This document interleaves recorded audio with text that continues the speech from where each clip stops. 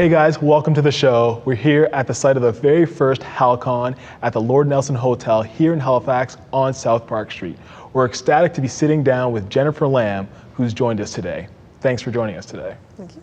Tell us about your role as the chair of HalCon. Part of my role of chair is basically to keep everything moving forward. Myself, along with the rest of the board, sort of create the vision for what we hope for HalCon to do over the next year and over the next couple of years. And part of my job is to help us move forward to continue realizing that dream as we move forward. We'd like to try to get a little bit bigger, a little bit more exciting every year, grow the fan base, and part of my job is to make sure that that happens. And HalCon is largely volunteer or completely volunteer? It's completely volunteer run. We started out as just a group of 6 when we were many years younger, with the idea that we weren't able to always afford to go to the other conventions, so we wanted to bring one here and show them maritime hospitality. So the 6 of us ran our first event, which was about 1,500 people, and now 5 years later, we are expecting about 6,000 to 7,000 people this year, and we're still 100% volunteer run. Wow. And what are some of the challenges you face in organizing HalCon? Time management, principally. All of us have jobs, all of us have families, all of us have lives, but what we found is that the community is so amazing, that these people who attend the event are so warm of spirit and so giving, that we really want to contribute our time and make sure that we put on a really good event for them, so that that's our contribution. And what effect would you say HalCon has on the community?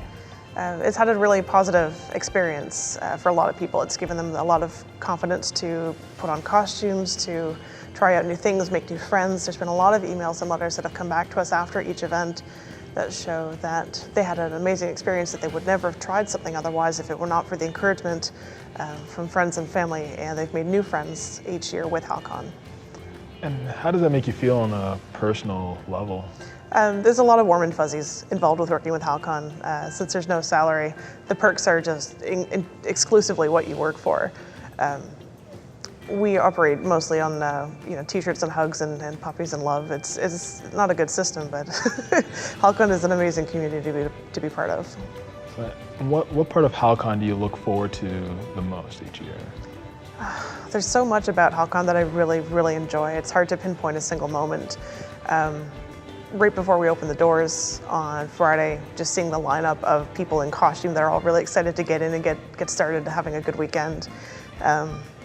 Usually halfway through Saturday, seeing the place just completely buzzing with energy. People smiling, laughing, having a good time, checking out autographs that they just got from their favorite person that they're super excited about, which is so much fun. And the close on Sunday, the amount of people that pour into the main stage room, just filling it to absolute capacity, that are just willing to sit through 45 minutes of thank yous and tears on our behalf, because partly we don't even know how to summarize the work that we do in a year to say thank you appropriately to all the volunteers, and to have the audience just giving you that extra little bit to get through the last of it is just absolutely incredible. And what should a first-timer expect? First timer should expect probably a bit of a crowd, lots of people in costume, lots of very friendly, approachable people if you have any questions. The event itself comprises a lot of the major stuff that you'd see at typical conventions, like autograph signings, photograph opportunities, speaking on the main stage, various panels, lots of workshops that are run by fans of HalCon and the community on various topics. So if you're a Doctor Who fan, you might go see a Whovian panel. There's a costume contest, there's a dance, there's all sorts of things to do. So it's just basically everything that we could cram into a fun, wacky weekend. Tell me about some of the crazier cosplayers you've seen at HalCon. Every year it just blows my mind how much skill there is in crafting stuff out there. I can barely sew on a button, but there are people that can create costumes out of the most amazing materials, like floor mats and styrofoam and paint and layers of paper mache, and they come into these absolutely amazing things. There's somebody who did a Death Knight that looked like it could have come right off of a set. I've seen people do it's hard to even pick out costumes. There's just tremendous amount. There's a couple of stormtroopers that come in that are absolute favorites, of course. There's people who do their own take on popular characters. So you might see a gender bend on like an anime character or Doctor Who, for example. There's all sorts of Star Trek and Star Wars stuff that you'd see from all over the universe of fantasy, but what I find most amazing is that people can take these materials and turn them into something absolutely incredible, and they look stunning. So obviously you must have a few stories to tell. You mentioned one where you had cake with Walter Koenig. Tell us about that. Yeah, the first year of HalCon, we were lucky enough to have some fantastic people, and Walter was in. He was, of course, from the Star Trek original series, and he's done hundreds, maybe thousands of conventions over his lifetime, so we were really lucky that he came to Halifax. The first year that we had him in, we're in the volunteer room, and somebody had brought in cake. We had somebody sculpt a three-dimensional cake of a robot, which is our mascot Nelson, but at some point it had toppled over, and rather than waste the cake, because, you know, why would you? We just bundled it up into these little Tupperwares and brought it into our volunteer room to feed the people that were working so hard. But Walter came in to check on us, see how things are going. It was the end of our second day, and he could see that it was really busy and really popular, but he wanted to make sure that, you know, it's the first year con, make sure that he's getting his money at the end of the at the end of the event. And he was just so cool and chill, and came in and we had a great conversation, and we ended up just basically sharing cake and just having a good time. And he came back for seconds and I think maybe thirds. Just personally, what causes you to geek out the most? I've got all sorts of things, but probably my first love was Star Trek Next Generation. That's what I grew up on. That's what I shared with my dad every Wednesday when we had supper. That was the way that we bonded. So that'll always have a special place in my heart. Tell us about a costume that you created, one of your favorite costumes. I'm not much of a designer and worse as a craftsman, but one thing I did come up with a few years ago when we had a Halloween party, a Halloween dance prior to HalCon, I came up with the idea of dressing as a 4-year-old's vision as a superhero. So I put a strainer on my head and superhero bed sheets tied around my waist, and I carried a spatula, and I just ran around all night being a little nuts. But it was a lot of fun, and as soon as I told people that I was like a 4-year-old as a superhero, they totally got it. And while everyone should probably look at me a little funny because I'm wearing a strainer on my head, the community was just so accepting and so loving that they totally got on board with it. Tell me, how is HalCon different? HalCon is a little different than your typical Comic-Con. A lot of events are very large in size. They offer a lot to the public.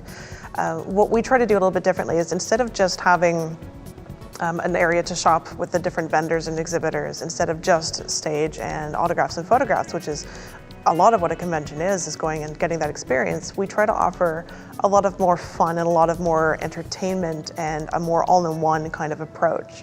Our tickets are a little bit more expensive, but you're going to get programming from basically 9 in the morning until midnight most days. You're going to get dances included, laser tag included, one of the largest gaming events in Canada included without any extra cost. I don't know any other events that have an entire floor of pinball just on free play all weekend. There's a lot of kids that are, 10 or younger that have never played on a real pinball machine that get to do that at HalCon. But we include as much as we possibly can into the weekend, and in the past that's even included concerts for one ticket price. We don't want to nickel and dime people as they come through. The con industry is kind of big industry now. Being fully volunteer run, what's it like going up against that? We're prepared for the challenge, but I mean, there's a lot of pressure. A lot of other groups in Canada are expanding, they're growing, which is excellent, which shows that the fan base is there. It's a little intimidating at times because in the Maritimes we don't have the population base to draw like the 10s of 20s of 30s of thousands that are coming into Toronto Fan Expo or Montreal Comic-Con, which do amazing shows. But the style is very different. Like there's definitely a different vibe, there's a different connection that you get with people.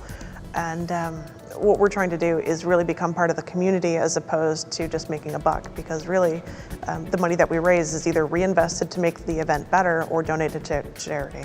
Was there ever a moment where you didn't think it was going to work? Oh yeah.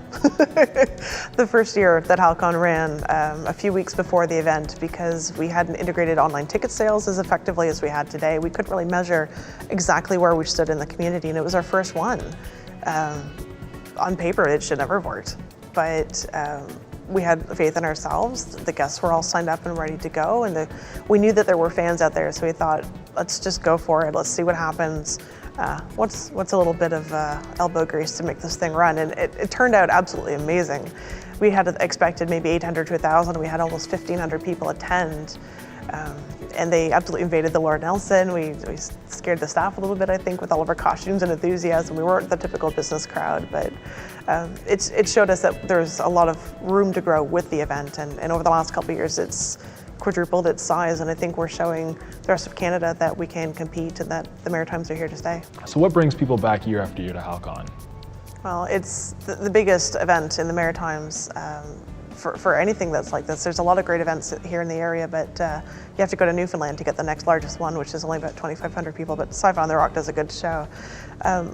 What people come back for every year is that this is a reunion. This is geek headquarters for the Maritimes. This is the best fun weekend you're gonna have all year, and it's essentially Geek Christmas run by all the elves and little workshops.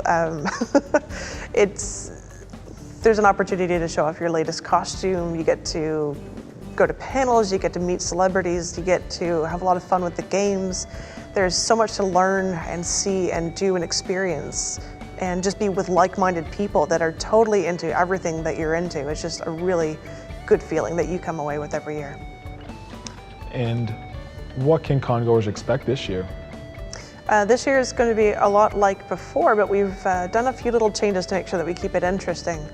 We've rejigged the layout on the second floor that will better accommodate the more demands that we have for lineups for the amazing actors that we've brought in. We have also made sure that attendance is very closely monitored. Last year in 2013, we had an unexpected boom in popularity, which left us scrambling a little bit, but trying to accommodate getting as many people through the door as we could that would safely work within regulations. For this year, we've changed the concert. We've decided to go all out on our dance on Friday night. While we have the typical dance tunes and fun grooves, we've brought in one of our guests, Christian Nairn, who is also Hodor on Game of Thrones, who's a DJ in Ireland. He's going to do the last hour of the dance, and that should be absolutely smoking. Yes, I imagine. It's fantastic. And how can folks get tickets? You can visit our website, www.halcon.com, and check us out online. We're very active socially, so Facebook, Twitter, Pinterest, and Instagram. I think we're all on those. Excellent. Well, thank you for your time. Thank you.